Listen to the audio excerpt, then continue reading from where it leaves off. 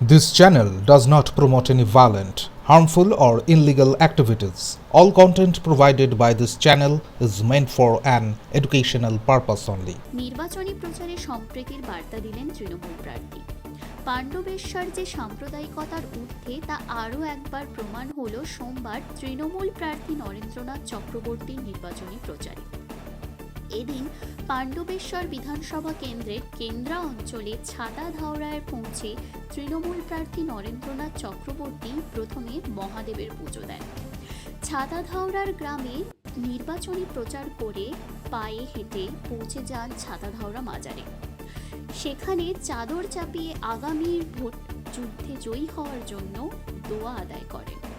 বলাই যায় নির্বাচনী প্রচারে বেরিয়ে মন্দির থেকে মাজারে গিয়ে কার্যত সম্প্রীতির বার্তাই দিলেন তৃণমূল প্রার্থী।